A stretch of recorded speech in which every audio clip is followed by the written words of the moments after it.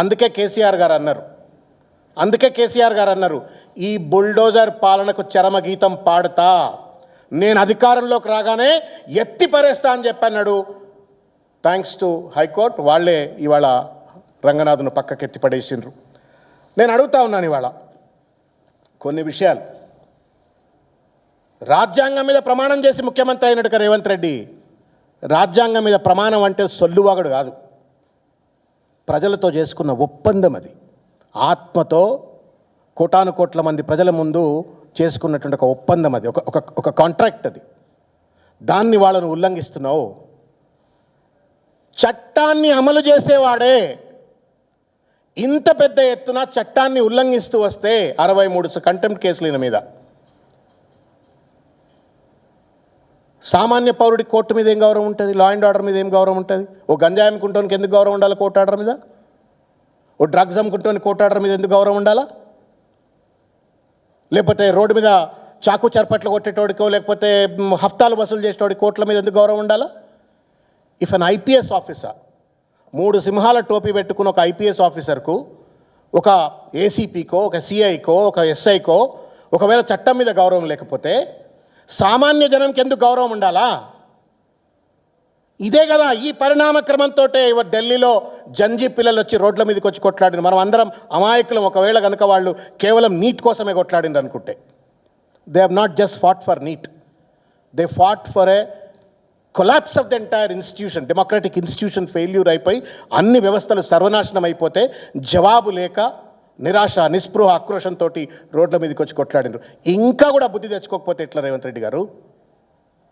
నేను అడుగుతా ఉన్నాను ఇవాళ కొన్ని ప్రశ్నలు అడగదలుచుకున్నా. కొంచెం ఎలాబొరేట్ అయినా దయచేసి కొంచెం భరించాలని చెప్పని నేను కోరుతూ ఈ ప్రశ్న అడుగుతున్నాను. నేను రేవంత్ రెడ్డిని అడుగుతున్నా, ప్రజల అభిప్రాయాలను మీరు గౌరవిస్తున్నారా? ప్రతిపక్షానికి, ప్రజాస్వామ్యంలో ప్రతిపక్షం ప్రభుత్వ పక్షం రెండింటికి సమాన హోదా ఉంటుంది. ప్రతిపక్షం లేవనెత్తున్న అంశాల పట్ల నిజమైనటువంటి ఒక రీతిలో గౌరవిస్తున్నారా?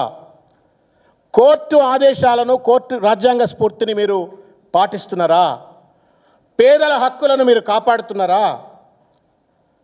మీరు తీసుకుంటున్న ప్రతి నిర్ణయానికి జవాబుదారీతనంతో ఉన్నారా?